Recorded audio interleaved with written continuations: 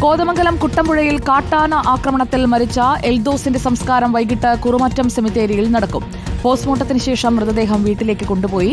നാട്ടുകാരുടെ കടുത്ത പ്രതിഷേധത്തിന് പിന്നാലെ ഉരുളൻതണ്ണിയിൽ വനംവകുപ്പ് ട്രഞ്ച് നിർമ്മാണം തുടങ്ങി.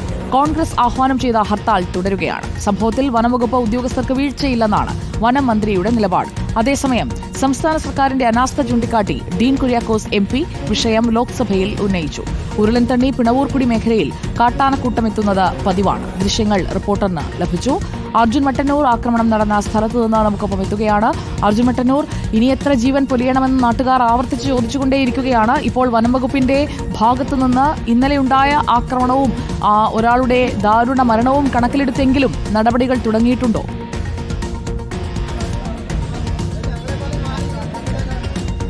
സുജയ, അത്തരത്തിൽ വലിയ പ്രതിഷേധത്തിനൊടുവിൽ ചില വാഗ്ദാനങ്ങൾ വനംവകുപ്പ് നൽകിയിട്ടുണ്ട്. ഇതിന്റെ ഭാഗമായി ഇപ്പോൾ ട്രഞ്ച് നിർമ്മാണം ഒരു ഭാഗത്ത് തുടങ്ങിയിട്ടുണ്ട്. ഇത് എത്രത്തോളം പ്രായോഗികമാകും എന്ന കാര്യം എന്തായാലും കാത്തിരുന്ന് കാണേണ്ടിയിരിക്കുന്നു.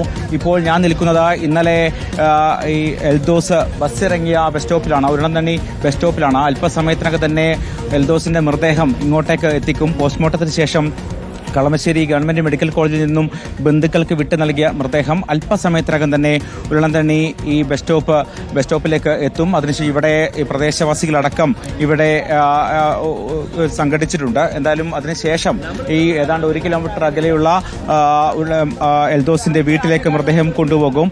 ഏതാണ്ട് അരമണിക്കൂറിലധികം വീട്ടിൽ പൊതുദർശനമുണ്ടാകും എന്നാണ് അറിയിച്ചിരിക്കുന്നത്. അതിനുശേഷം തൊട്ടടുത്തുള്ള പള്ളി ഉരുളൻതണ്ണി മാർത്തോമ പള്ളിയിൽ പ്രാർത്ഥനാ ചടങ്ങുകൾക്കായി മൃതദേഹം മാറ്റും. അതിനുശേഷം ചേലാട് കുറുമറ്റം സെമിത്തേരിയിലായിരിക്കും, മാർത്തോമ സെമിത്തേരിയിലായിരിക്കും സംസ്കാര ചടങ്ങുകൾ നടക്കുക. വൈകിട്ടോടുകൂടി സംസ്കാര ചടങ്ങുകൾ നടക്കും. എന്തായാലും ഈ മേഖലയിൽ ഇപ്പോൾ ആളുകൾ ഉണ്ട്. അതുകൊണ്ട് തന്നെ വലിയ പോലീസ് സന്നാഹവുമുണ്ട്. ഒരു പ്രതിഷേധം കണക്കിലെടുത്തുകൊണ്ട് തന്നെ ഇത്തരത്തിൽ പോലീസ് സന്നാഹവുമുണ്ട്. എന്തായാലും ഇന്നലെ രാത്രി ഏതാണ്ട് 2:30 വരെ വലിയ പ്രതിഷേധം ഉണ്ടായിരുന്നു. അതിനുശേഷമാണ് ജില്ലാ കളക്ടറും മറ്റും നേരിട്ടെത്തി ചില ഉറപ്പുകൾ നൽകുകയും അതിനുശേഷമാണ് ഇത്തരത്തിൽ പ്രതിഷേധം അവസാനിപ്പിച്ച് മൃതദേഹം വിട്ടു നൽകാൻ നാട്ടുകാർ തയ്യാറായിരിക്കുന്നത്. അതിൽ ഏറ്റവും പ്രധാനപ്പെട്ട കാര്യം അത് ഒന്ന് ട്രഞ്ച് നിർമ്മാണമാണ്. ഇന്ന് ട്രഞ്ച് നിർമ്മാണം ആരംഭിക്കും എന്ന് ഇന്നലെ തന്നെ കലക്ടർ ഉറപ്പ് നൽകിയതാണ്. ഇതിന്റെ ഭാഗമായിട്ട് ഇപ്പോൾ ഒരു ഭാഗത്ത് ട്രഞ്ച് നിർമ്മാണം ആരംഭിച്ചിട്ടുണ്ട്. ഈ സംഭവം നടന്ന ഈ മേഖലയിൽ ഈ സംഭവം നടന്ന ആ മേഖലയ്ക്ക് ചുറ്റും അവിടെ ഫെൻസിംഗ് അടക്കം ഏർപ്പെടുത്തുമെന്നും വനംവകുപ്പ് അറിയിച്ചിട്ടുണ്ട്. ഈ വരുന്ന 27-ാം തീയതി ഈ കാര്യങ്ങളുടെ നടപടികൾ, ഇതിന്റെ പുരോഗതി വിലയിരുത്താൻ വേണ്ടി ഒരു അവലോകന യോഗം ചേരുമെന്ന് ജില്ലാ കളക്ടർ അറിയിച്ചിട്ടുണ്ട്. ഇന്നലെ തന്നെ നഷ്ടപരിഹാരത്തിന്റെ പകുതി തുക ഈ കുടുംബത്തിന് കൈമാറുകയും ചെയ്തിരുന്നു. എന്തായാലും ഈ മേഖലയിൽ ഇത്തരത്തിൽ കാട്ടാനാക്രമണങ്ങൾ തുടരുകയാണ്.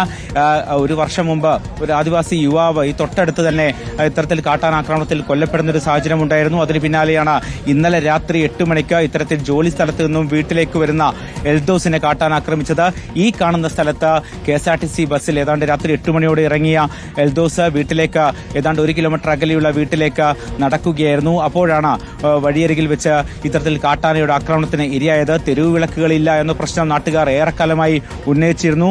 ആ പ്രശ്നത്തിനും ഇതൊരു പരിഹാരമായിട്ടില്ല. ഇന്നലെ താൽക്കാലികമായ ഒരു ലൈറ്റ് ഈ ഭാഗത്ത്, അതായത് ആക്രമണം നടന്ന ഭാഗത്ത് ഘടിപ്പിച്ചു എന്നതിനപ്പുറത്തേക്ക് തെരുവിളക്ക് പ്രശ്നവും ഇതുവരെ പരിഹരിക്കപ്പെട്ടിട്ടില്ല. ഫെൻസിംഗ് പര്യാപ്തമല്ല. ഫെൻസിംഗ് നേരത്തെ ഉണ്ടായിരുന്നു, പക്ഷേ പലയിടത്തും ഫെൻസിംഗ് തകർന്നു കിടക്കുകയാണ്. അത്തരത്തിൽ നിരവധി പ്രശ്നങ്ങൾ നാട്ടുകാർ ഉന്നയിക്കുന്നുണ്ട്.